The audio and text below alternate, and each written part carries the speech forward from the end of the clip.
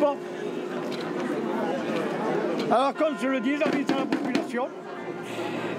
Démonstration toute la journée avec les jeunes du bâtiment qui vont faire revivre le kiosque à musique. Reproduit à l'identique, comme l'original. Il était mort? Non, il revient. Hop là. Ils vont le faire revivre. Octobre 2016. En dépit de son style quelque peu rocambolesque, le garde champêtre de la ville de Périgueux est on ne peut mieux informé. Les apprentis du CFA BTP ont entamé la reconstruction à l'identique du vieux kiosque à musique de la place Tourny, construit en 1895 et démoli en 1983 puisque devenu trop dangereux après des années sans entretien. Aujourd'hui, les élèves y font une démonstration de leur technique et de leur savoir-faire en plein air, entourés de leurs professeurs. Y participe notamment Philippe Bachmer, meilleur ouvrier de France en ferronnerie d'art et formateur au CFA, qui pour l'occasion va animer son cours sous un barnum en plein centre-ville. Ça, c'est pour faire les flammes. Les flammes et les machins. T'as vu comment il marquait les cotes à l'époque? Du 0,016. À l'époque, c'était comme ça. On met à l'époque 1898.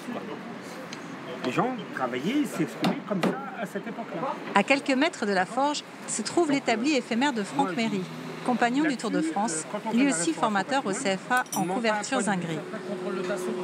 Lui aussi anime son cours en plein air, accompagné de quelques apprentis.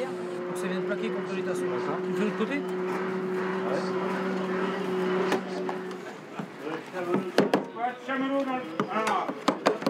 Durant toute la journée, ferronniers et couvreurs, les deux équipes mobilisées pour le travail de restauration du kiosque à musique, s'entraînent sous l'œil souvent admiratif, parfois expert des passants.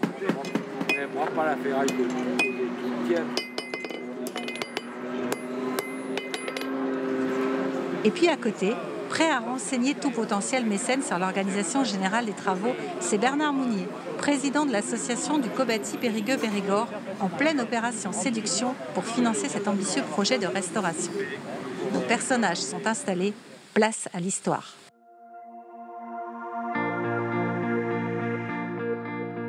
À l'origine de l'idée de cette aventure, c'est Bernard Mounier, un entrepreneur à la retraite, président du Cobati Périgueux-Périgord et ancien président bénévole du conseil d'administration du CFA BTP de 1992 à 2004, période durant laquelle il fait la rencontre de Philippe Bachmer et Franck Méry, nos deux formateurs enthousiasmés par ce projet. L'intérêt de ce chantier est double. D'une part, il offre un sujet d'étude extraordinaire pour les apprentis, qui plutôt que des pièces poubelles individuelles, vont fabriquer une œuvre commune, visible de tous. Et d'autre part, il enrichit et redonne vie au patrimoine de la ville. Bernard utilise son titre de président départemental de Cobati, une organisation internationale qui regroupe tous les acteurs de l'acte de construction. Mais c'est surtout son expérience d'entrepreneur qui lui permettra de convaincre Michel Jean, directeur du CFA, de participer à l'aventure et surtout Antoine Audy, maire de la ville de Périgueux, de lui confier la maîtrise d'ouvrage déléguée au travers d'une convention. De son côté, Bernard s'engage à trouver des mécènes pour financer la quasi-totalité de l'opération afin que la charge financière de la commune ne soit que symbolique.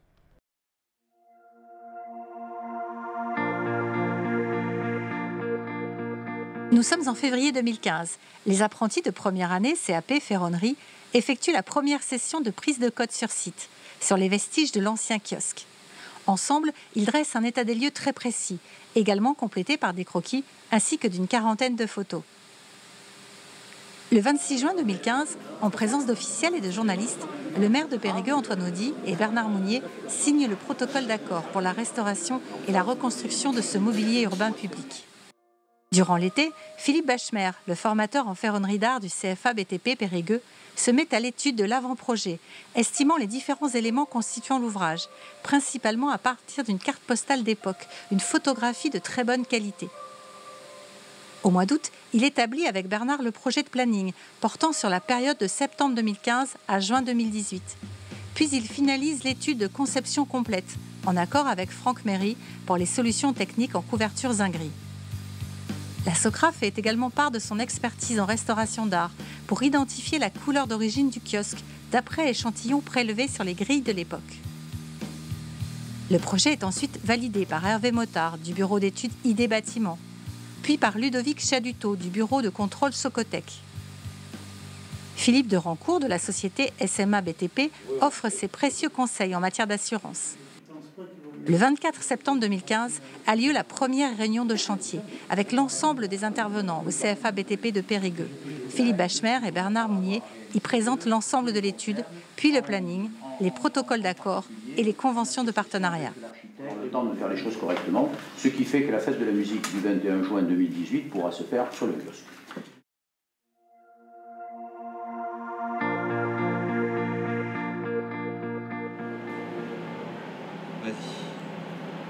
Quelques jours plus tard, l'équipe des ferronniers repère avant leur dépose les grilles basses et identifie les différents éléments sur leur croquis de la vue en plan du site. Ils relèvent les dimensions, les sections et l'implantation des différents éléments et les photographies.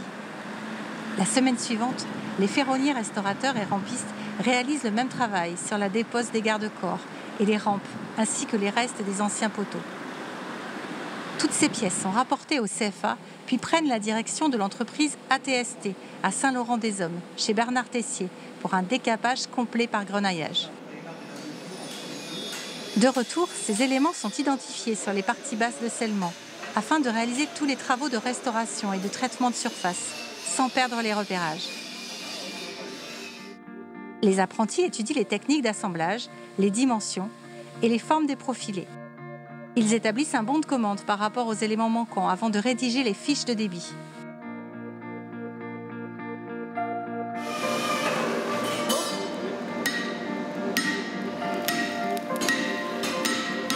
La restauration s'organise par le dressage et dégauchissage des éléments, le contrôle et la correction des éclairages, le cintrage des motifs décoratifs.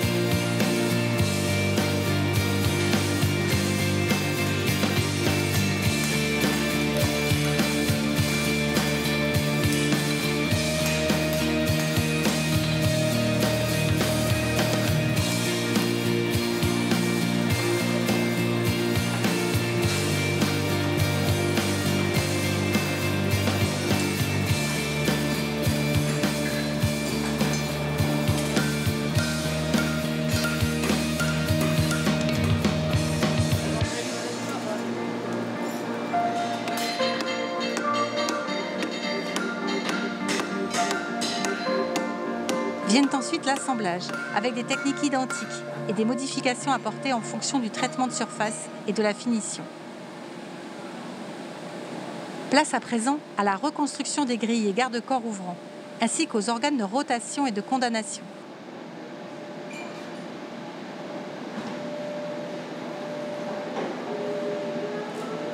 Les étapes suivantes concernent le contrôle et montage à blanc de tous les éléments, puis le réglage des jeux et de la rotation des parties ouvrantes. Les rampes sont restaurées avec l'aide de l'association 3F3M, située à Étoile, près de Nontron. Ce travail a eu lieu lors du 4e festival Forges et Métallurgie de l'été 2016. L'équipe des fondeurs a ainsi réalisé une coulée en fonte d'un des poteaux de départ de rampe, moulé d'après l'autre poteau encore présent sur site.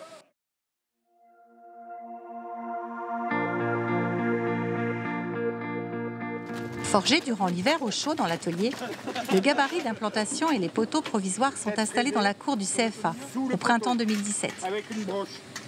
L'ensemble de la charpente est levé, permettant de vérifier les assemblages de l'ouvrage et l'aspect général du projet.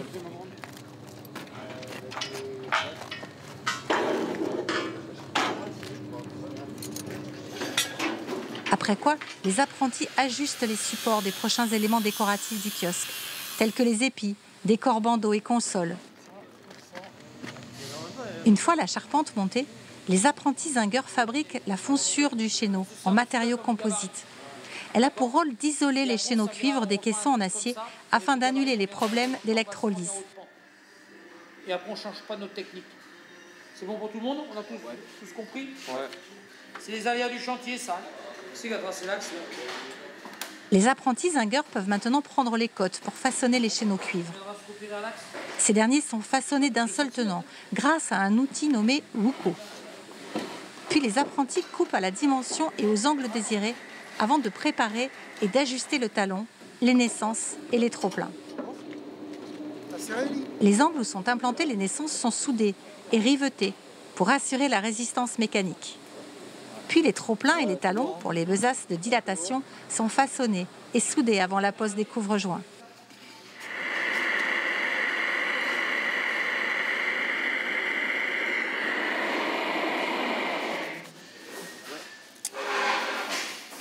Tandis que les apprentis zingueurs découpent les chaîneaux, les ferronniers forgent les décors de bandeaux et l'épis. Ces éléments se façonnent à chaud et à froid, selon la valeur des courbes du motif.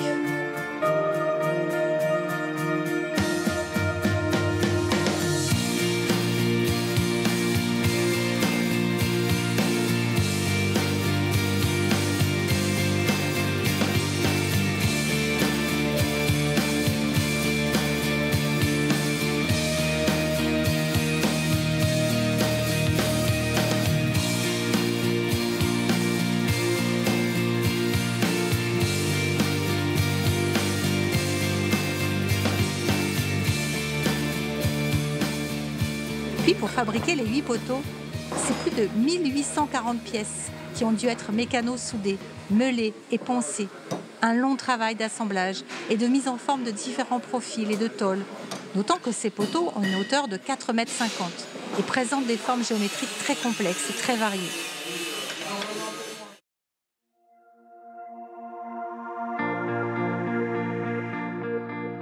Été 2017. L'équipe des maçons et tailleurs de pierre de l'entreprise Les Restaurateurs du Patrimoine apprête le socle du kiosque. Maçonnées sur la place Tourny, 115 ans auparavant, ces pierres ont traversé les décennies, non sans quelques difficultés. La première étape consiste donc à dégager les pierres, en piquant la couche de résidus, puis en retirant l'épaisseur du joint. Et même certaines pierres, issues de précédentes restaurations faites de briques et de broc, le tout dans le but de retrouver un parement homogène. Les pierres d'angle les plus abîmées sont retirées et mesurées, puis retaillées en atelier et remplacées. Le parement mural pose une difficulté supplémentaire, puisque réalisé à l'époque en minerai de fer brut, une roche volcanique introuvable chez les fournisseurs de matériaux de construction modernes. Par le bouche à oreille, Jérôme Chouli, chef d'entreprise des Restaurateurs du Patrimoine, a trouvé un voisin agriculteur qui justement en avait plusieurs de blocs dans un de ses champs. Une fois ramenés à leur atelier de Millac de Broche, les 10 blocs ont alors été débités, puis retaillés pour retrouver le même aspect brut dans les finitions et assurer l'homogénéité de la façade.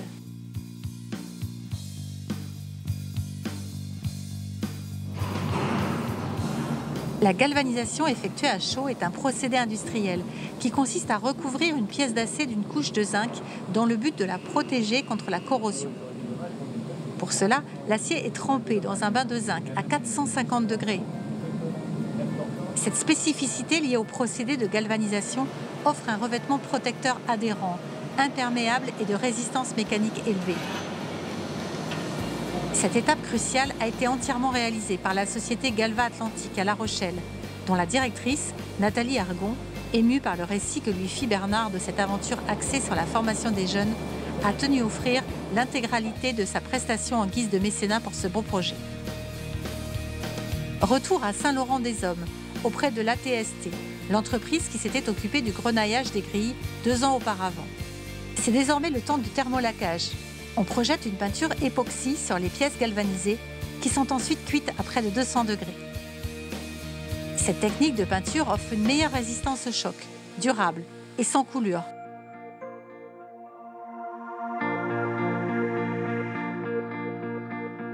Septembre 2017. Les apprentis assemblent les éléments du kiosque désormais traités sur le gabarit d'implantation, de nouveau dans la cour du CFA.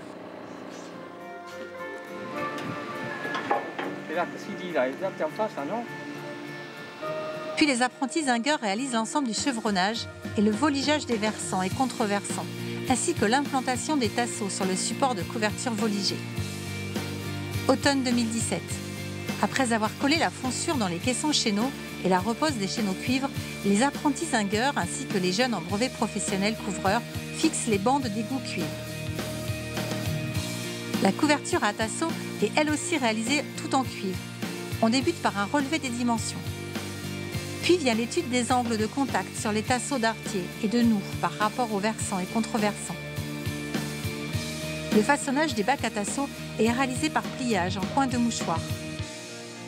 Après cela, les apprentis découpent et soudent les contre-talons. Finalement, ils présentent les bacs sur le support, façonnent un capot de fêtage et préparent les couvre-joints des parties courantes d'artier et de noeuds.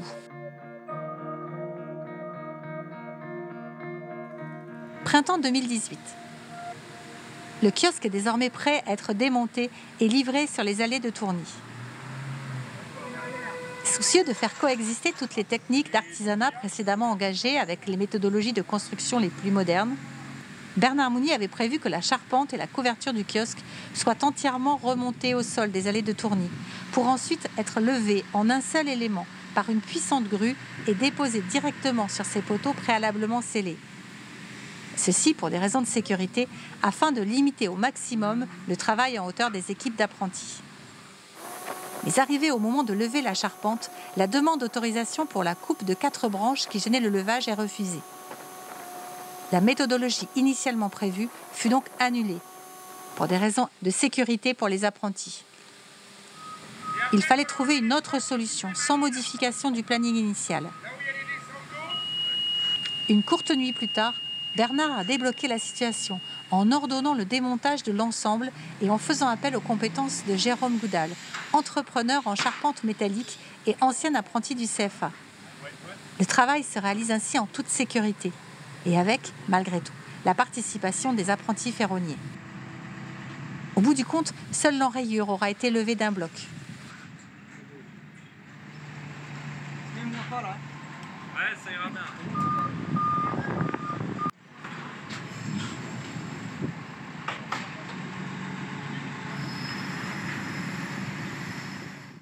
Une fois la charpente assemblée, les apprentis zingueurs procèdent à la pose définitive de la couverture in situ. Les apprentis ferronniers posent ensuite les garde-corps et les rampes entre les poteaux et le socle en pierre. Enfin, le coulage de la chape, puis la pose et le scellement des pierres du jardinet met fin à 3 ans de travaux.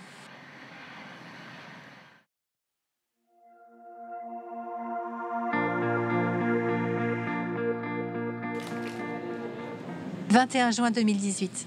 L'inauguration est célébrée à l'occasion de la fête de la musique, en présence de Madame la Préfète, du maire, du président fédéral du Cobati, du personnel et des apprenants du CFA, de tous les mécènes et bien sûr des Périgourdins venus nombreux pour souhaiter bon retour à leur kiosque sur les allées de Tourny.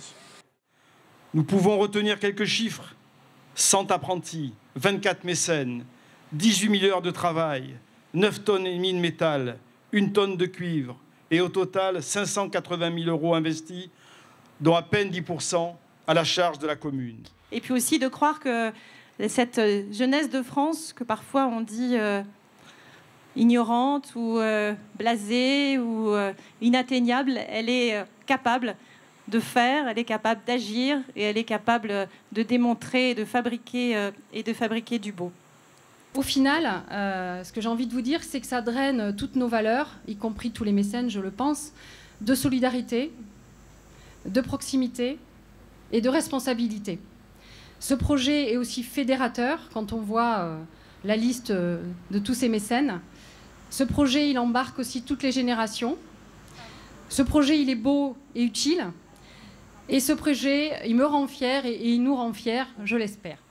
Dans une période où nous cherchons à présenter l'apprentissage comme la voie de la réussite, mieux que n'importe quelle action de communication, vous avez démontré que c'est bien la voie de l'excellence. Merci sincèrement de votre implication. Vous pouvez être fiers de votre réalisation, autant que nous sommes fiers de vous. Pourvu que perdure l'écho du travail accompli par toutes ces petites mains et l'harmonie que nous avons su créer pendant ces 3 années.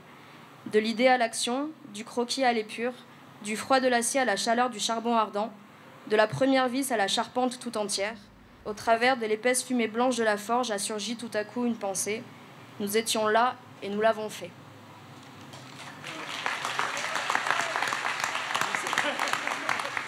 Vive le kiosque de Périgueux, vive les apprentis et vive l'apprentissage.